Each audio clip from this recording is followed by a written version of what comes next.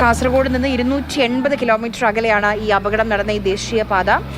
കർണാടക സർക്കാർ ഇപ്പോൾ സഹകരിക്കുന്നുണ്ട് എന്നുള്ളതാണ് കെ ബി ഗണേഷ് കുമാറും പറയുന്നത്. കെ ബി ശ്രീധരൻ നമുക്കിപ്പം വിവരങ്ങളുമായി തുടരുന്നുണ്ട്. ശ്രീധരൻ, കനത്ത മഴയാണ് സ്ഥലത്ത്. അവിടെ എത്തിയ മനാഫ് ലോറി ഉടമ നമ്മളോട് സംസാരിച്ചിരുന്നു.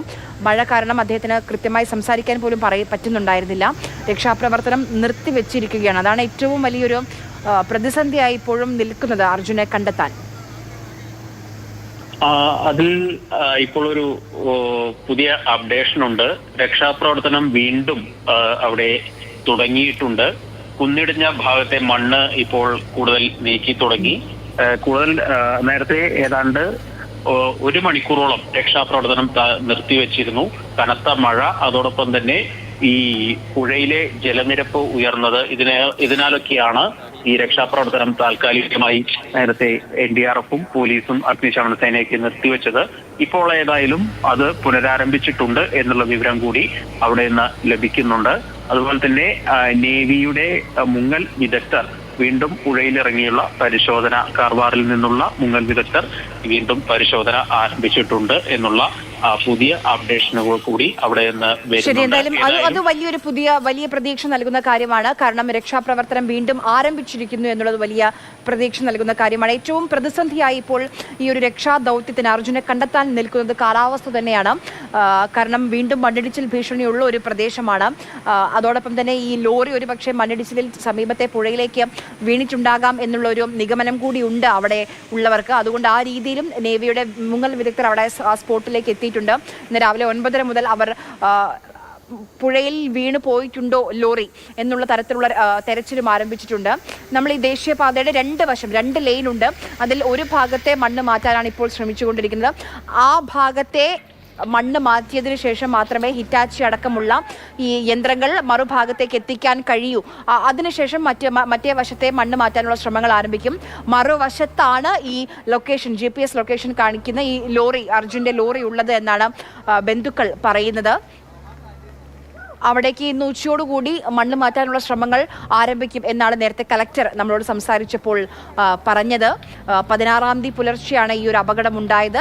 15-ാം തീയതി രാത്രി ഭാര്യയുമായി അർജുൻ ഫോണിൽ സംസാരിച്ചിരുന്നു. 16-ാം തീയതി സുഹൃത്തുക്കളോട് രാവിലെ സംസാരിച്ചപ്പോൾ വിശ്രമിക്കാൻ പോവുകയാണ്. അതായത് രാത്രി മുഴുവൻ വണ്ടി ഓടിക്കുന്നു, രാവിലെ വിശ്രമിക്കുന്നു. അങ്ങനെയാണ്. തടി ലോറിയാണ്. തിരിച്ച് വീട്ടിലേക്ക് പോകും വഴിയാണ്. കാസർഗോഡ് നിന്ന് 280 കിലോമീറ്റർ അകലെയാണ് ഈ ഒരു അപകടം നടന്ന ഈ സ്ഥലമെന്ന് പറയുന്നത്.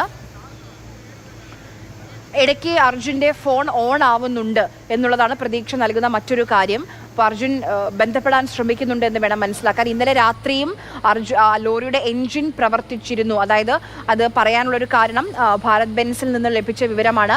AdBlue ഒരു ഡീസൽ എക്സോസ്റ്റ് ഫ്യൂവലാണ്. അത് എൻജിൻ പ്രവർത്തിച്ചാൽ മാത്രം ഡിറ്റക്ട് ചെയ്യാൻ കഴിയുകയുള്ളൂ. അപ്പോൾ AdBlue ഇന്നലെ ആ ലോറിയിൽ ഡിറ്റക്ട് ചെയ്തിരുന്നു ഇന്നലെ രാത്രി. അപ്പം അത് എൻജിൻ പ്രവർത്തിച്ചിരുന്നു എന്നതിൻ്റെ തെളിവാണ് എന്ന് ഭാരത് ബെൻസ് തന്നെ അറിയിക്കുന്നുണ്ട്.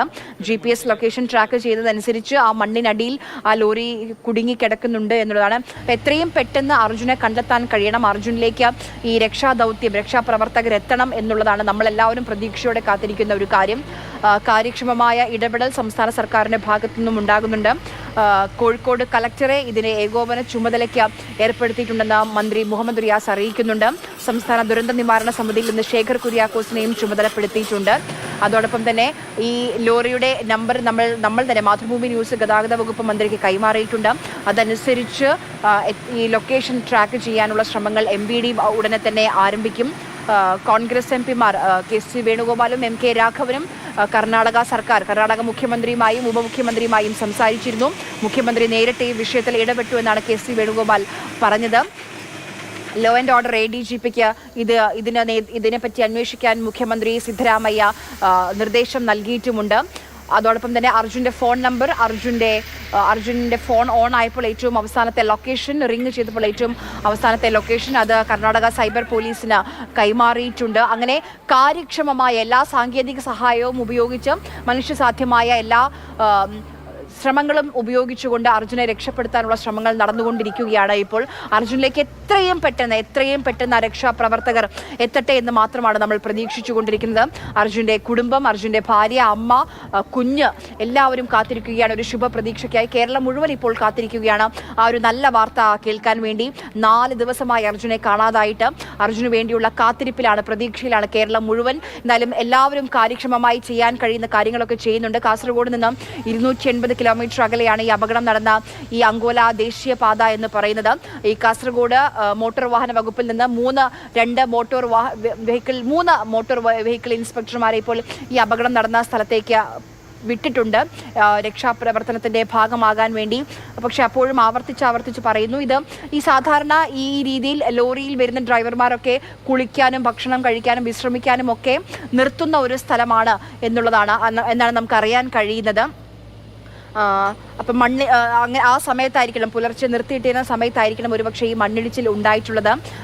സ്ഥലം കർവാർ SP നാരായണൻ അവിടെ ക്യാമ്പ് ചെയ്ത് ഈ രക്ഷാപ്രവർത്തനത്തിന് മേൽനോട്ടം വഹിക്കുന്നുണ്ട്. വീണ്ടും മണ്ണിടിച്ചിലുണ്ടാകാനുള്ളൊരു സാധ്യത, അതുകൊണ്ടാണ് രക്ഷാപ്രവർത്തനം മന്ദഗതിയിലാകുന്നതെന്നാണ് അവർ പറയുന്നത്. 16-ാം തീയതി പുലർച്ചെ ഉണ്ടായ അപകടം ഉച്ചയോടുകൂടി തന്നെ രക്ഷാപ്രവർത്തനം ആരംഭിച്ചിരുന്നു. ഒരു കുടുംബത്തിലെ 4 പേര് ഈ ഒരു മണ്ണിടിച്ചിലിൽ മരിക്കുകയും ചെയ്തിരുന്നു. ഇന്ന് പുലർച്ചെ രണ്ട് കാലുകൾ ലഭിക്കുകയും ചെയ്തിട്ടുണ്ട്. പക്ഷേ അതുമായി ബന്ധപ്പെട്ട് കുറച്ച് ക്ലാരിറ്റി കൂടി വരേണ്ടതുണ്ട്. അർജുന്റെ ബന്ധുക്കൾ 17-ാം തീയതി തന്നെ, അർജുനെ കാണാതായത് 16-ാം തീയതിയാണ്. അർജുനുമായി ബന്ധപ്പെടാൻ സാധിക്കാതിരുന്നത് 16-ാം തീയതി മുതലാണ്. 17-ാം തീയതി തന്നെ അർജുന്റെ ബന്ധുക്കൾ ഈ ഒരു സ്ഥലത്തേക്ക് എത്തിയിരുന്നു. അങ്കാല പോലീസ് സ്റ്റേഷനിലേക്ക് പരാതി നൽകാൻ എത്തിയിരുന്നു. പക്ഷേ അവർ പറയുന്നത്, അതായത് ഇങ്ങനെ ഒരു GPS ലൊക്കേഷൻ കാണിക്കുകയാണ്. അപ്പം കറക്റ്റായ ഒരു ലൊക്കേഷൻ അവരുടെ കയ്യിലുണ്ട്. എന്നിട്ടും ആ ലൊക്കേഷനിൽ ഒരു തെരച്ചിൽ നടത്തുന്നില്ല എന്നുള്ളതാണ് കുടുംബത്തിന്റെ ഏറ്റവും പ്രധാനപ്പെട്ട പരാതി എന്ന് പറയുന്നത്. അതിന് അധികൃതർ നൽകുന്ന ഒരു മറുപടി എന്നത് ഈ മറുഭാഗത്ത് ലൊക്കേഷൻ കാണിക്കുന്ന സ്ഥലത്തേക്ക് ഹിറ്റാച്ചി അടക്കമുള്ള ഉപകരണങ്ങൾ എത്തിക്കണമെങ്കിൽ ഈ ആദ്യം മറ്റേ ലെയിനിലെ മണ്ണ് മാറ്റണം, അതിനുശേഷം മാത്രമേ അപ്പുറത്തേക്ക് എത്തിക്കാൻ കഴിയുള്ളൂ. അല്ലെങ്കിൽ വീണ്ടും മണ്ണിടിയാനുള്ള ഒരു സാധ്യത നിലനിൽക്കുന്നു എന്നുള്ളതാണ് കളക്ടറും SP ഒക്കെ നമ്മളോട് പങ്കുവെക്കുന്ന വിവരം എന്ന് പറയുന്നത്. എന്തായാലും എല്ലാ തരത്തിലും കാര്യക്ഷമമായ ഇടപെടൽ ഈ ഘട്ടത്തിൽ ഉണ്ടാകുന്നു എന്ന് വേണം നമുക്ക് മനസ്സിലാക്കാൻ.